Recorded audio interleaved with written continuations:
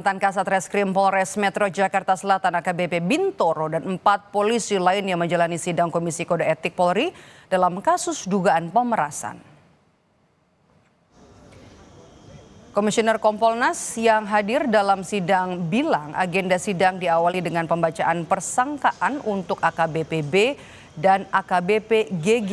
Sidang digelar di 2 tempat yang berbeda dan majelis yang berbeda. Sementara untuk 3 polisi lainnya juga akan menjalani sidang etik di waktu yang berbeda.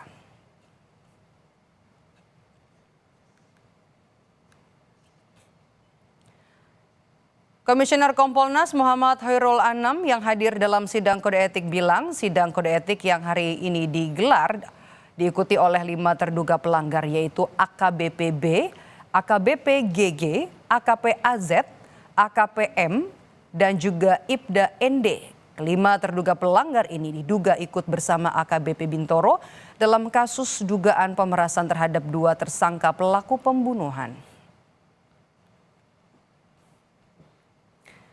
Komisioner Kompolnas Muhammad Hoirul Anam menyebut sidang kode etik AKBP Bintoro lebih dekat ke penyuapan ketimbang kasus pemerasan sehingga peran non-anggota Polri sangat signifikan.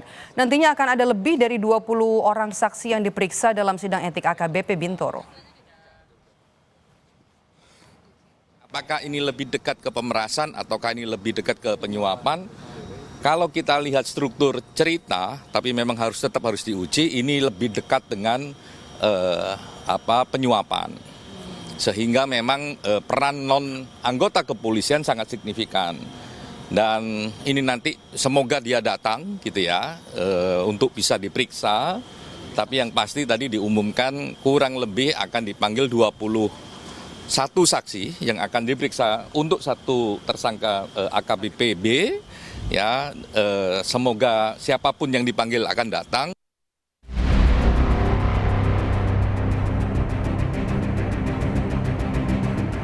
Terhadap yang bersangkutan dan 3 orang lainnya telah dimutasi dari jabatannya dan telah dilakukan penempatan khusus atau patsus. Buntut dugaan pemerasan terhadap 2 tersangka pelaku pembunuhan remaja dalam jaringan prostitusi anak, mantan Kasat Reskrim Polres Metro Jakarta Selatan AKBP Bintoro telah dimutasi dari jabatannya dan dilakukan penempatan khusus. Selain Bintoro, ada 4 polisi lain di Polres Jakarta Selatan yang diduga terseret. 4 orang telah ditahan Propam Polda Metro Jaya, sementara AKP Mariana tidak ditahan. Dalam kasus ini, Bidang Propam Polda Metro Jaya turut meminta keterangan dari Kapolres Metro Jakarta Selatan, Kombes Ade Rahmat Idnal. Meski Kombes Ade Rahmat Idnal sudah membantah terlibat dan tidak menerima uang 400 juta rupiah. Benar, yang bersangkutan sudah diambil keterangannya oleh Bidpropam beberapa hari yang lalu. Sebagai saksi apa sebagai terduga pelanggar atau seperti apa Pak, biar nggak kemana-mana Pak? Diambil keterangannya untuk menjelaskan peristiwa yang terjadi ya, sebagai saksi. Soal tuduhan dugaan keterlibatan dalam kasus pemerasan ini, Kapolres Jakarta Selatan Ade Rahmat telah membantahnya. Tuduhan saya menerima uang 20 miliar sangat mengada-ngada. Saya membuka diri dengan sangat transparan. Bantahan sebelumnya juga disampaikan AKBP Bintoro yang mengatakan tuduhan tersebut adalah fitnah dan mengada-ngada. Keterlibatan sejumlah polisi dalam kasus pemerasan diungkap kembali pekan lalu. Kuasa hukum korban dugaan pemerasan oleh AKBP Bintoro menyebut kliennya kerap dimintai sejumlah uang oleh AKBP Bintoro yang diduga uangnya mengalir ke pimpinan Polres Metro Jakarta Selatan agar kasus yang dialami kliennya dapat dihentikan atau SP3. Menurut pengakuan dan bukti yang kami miliki, ya kita bicara bukti, alat bukti kan berarti ada keterangan saksi, ada saksi-saksinya yang melihat, ada pertemuan, di dalam pertemuan tuh ada pengakuan bahwa pimpinan ini sudah menerima sejumlah uang. Kita bilang kalau pengakuan dari klien itu 6 miliar ya, uang tunai ya, itu banyak, berapa kali transaksi itu. Dengan tujuan sebenarnya apa Pak?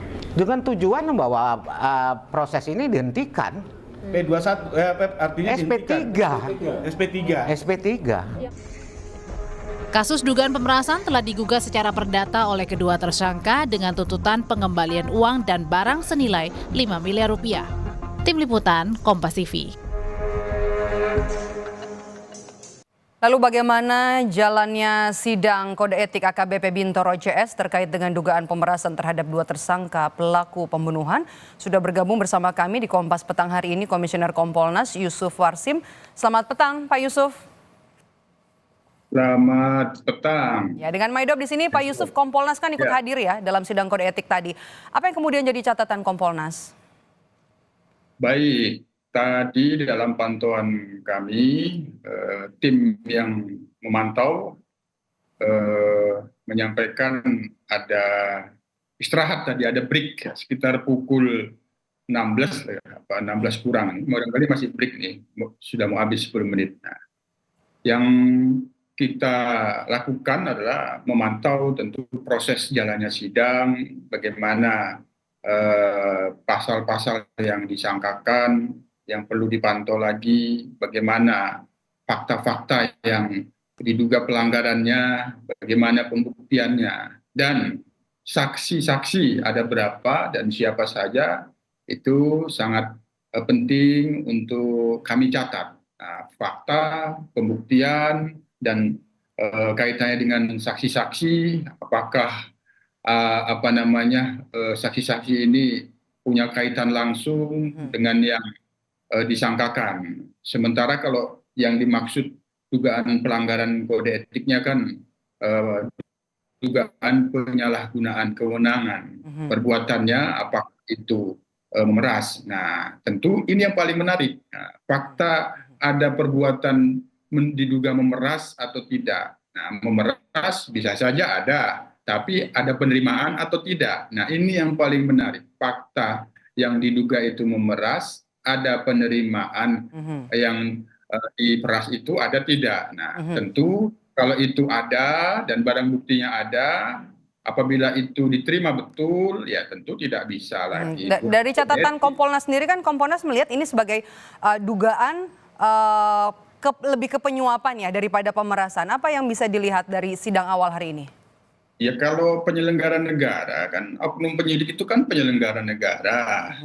Tidak bisa kalau itu pidana tidak bisa unsurnya pemerasan yang bukan tidak pidana. Karena dia itu penyelenggara negara, maka itu yang lebih tepat adalah penyuapan atau dugaan tidak pidana korupsi. Tapi ini yang kita pantau pada hari ini kan proses sidang Komisi Kode Etik, yang itu ada dua, yang akan kita lihat apakah fakta-fakta yang terungkap di dalam fakta persidangan nanti itu murni pelanggaran kode etik atau tidak. Nah, artinya kalau tidak murni bisa delik pidana. Ini yang paling menarik yang dipantau oleh tim. Apabila memang ada unsur-unsur pidana yang bisa diproses selanjutnya, maka ini akan menjadi catatan Kompolnas selanjutnya. Dari deretan 21 orang saksi, Mas Yusuf yang diperiksa, apakah kemudian saksi-saksi ini kuat untuk membuktikan dugaan pemerasan?